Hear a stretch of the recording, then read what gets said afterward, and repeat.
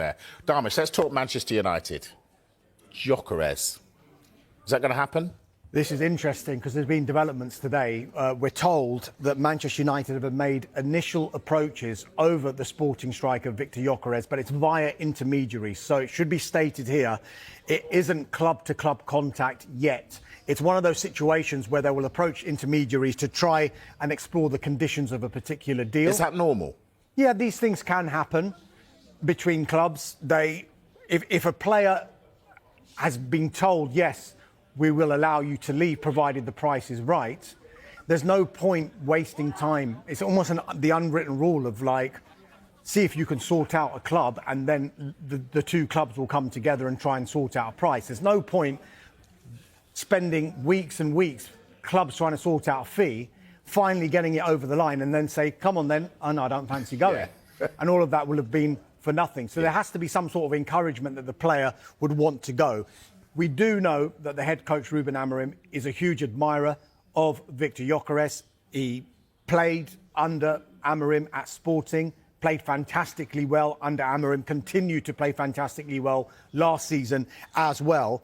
And it should also be said here that United are in the market for a striker regardless of what happens with Rasmus Højlund. We did tell you last week that there has been some interest, particularly from Italy, where his stock is still quite high because he came from Atalanta, was highly rated when United took a punt on him. Inter Milan, we think, are interested. They were just waiting for Christian Kivu to be appointed officially, and now they will make a decision on whether they want to pursue it or not.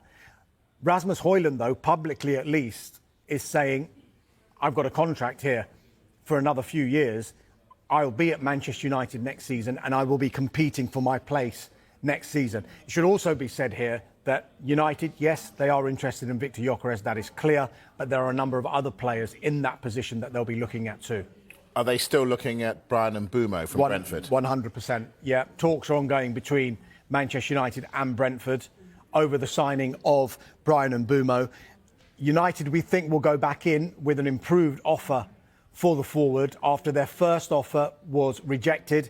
That first offer was an initial £45 million plus £10 million in performance-related add-ons. So you're looking at a total package of £55 million. And I think United knew that would get rejected, but it's the start of a negotiation. What we do know is that Brian Mbeumo wants to go to Manchester United. There's all this talk that's come up recently that with Thomas Frank potentially going to Tottenham, would he try and sign Brian Mbeumo? He might try and do that, but as far as we're aware, we think that Mbeumo has chosen United. Darmish, we've been told, haven't we, there's doom and gloom financially at Manchester United. People have, sadly lost their roles and stuff.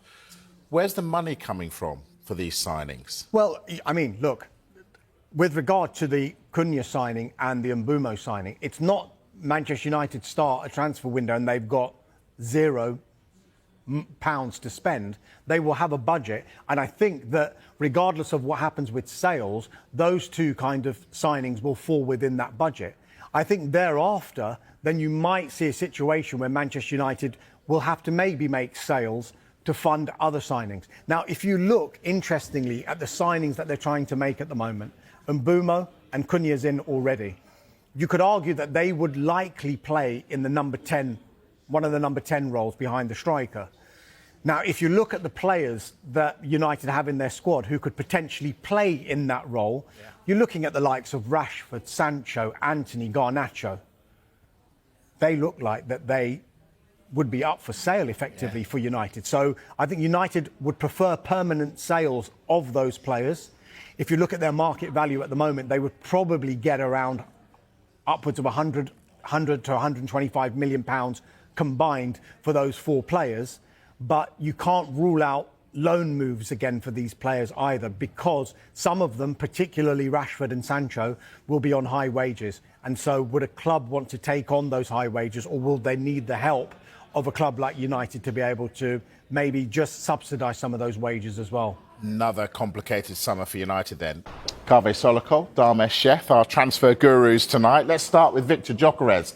Where are United with this one, Darmish? Yeah, this is interesting actually, because we've been told that Manchester United have made initial inquiries to intermediaries over Victor Gyökeres. We do know that Ruben Amorim is a long-term admirer. He worked with him at Sporting, where he was absolutely fantastic. I think United are just exploring the conditions of a potential deal if they were to get the finances ready, maybe making sales of other players, but just getting their house in order, just in case they could do a deal for someone like Gyökeres. They've been in the market for a striker, and they will continue to be in the market for a striker, regardless of what happens with Rasmus Højlund, because there's lots of talk about maybe Højlund leaving Old Trafford. We think that Inter Milan might be interested in him as well, but he actually spoke over the weekend after Denmark had beaten Northern Ireland, and he says, I expect to be at Manchester United next season and I want to fight for my place. But it must be also said here that United are not just looking at Gyökeres, they're looking at a number of players in that position. Carve, why would Gyökeres go to United? Dreadful season, no European football. Is that showing a lack of ambition? Well, he's just won the double in Portugal.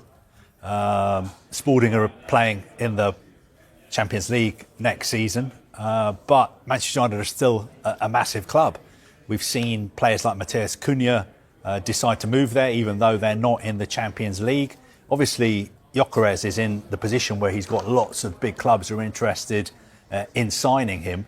So him and his representatives have to be very careful when it comes to choosing his next destination. But he does have this gentleman's agreement with Sporting that he can leave the club for, I think it's around £60 million, because of what he's done, and perhaps he's stayed a little bit longer than Sporting expected him to stay.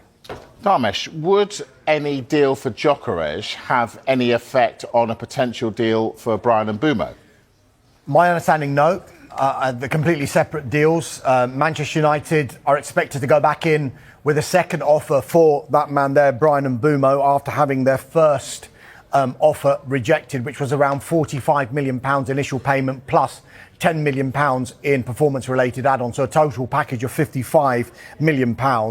Now, we expect, as I said, United to go back in because they desperately want to bring in the player. And there have been reports that maybe Thomas Frank could try and tempt Bryan Mbeumo to go to Tottenham if Thomas Frank was to become the head coach at Tottenham.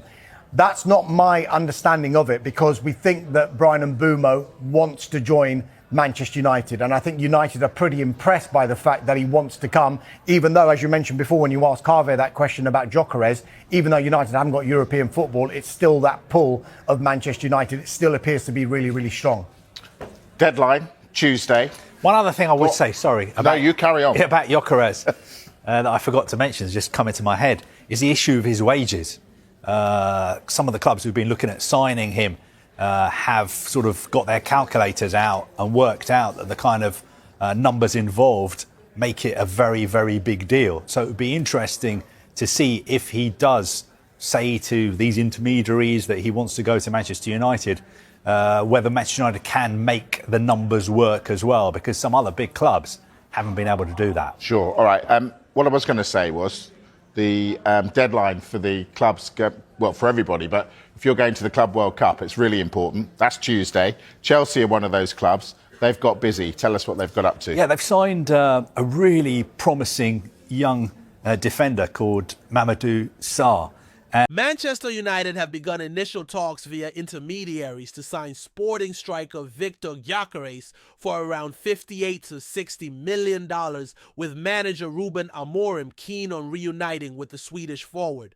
At the same time, United are preparing a second bid for Brentford's Bryan Mbeumo after their first $55 million offer was rejected. Mbeumo is reportedly keen to join United, who have already secured Mbeumo Cunha and are pushing to revamp their attack. Regardless of Rasmus Højlund's future, the club is focused on building a new attacking trio, with negotiations set to continue.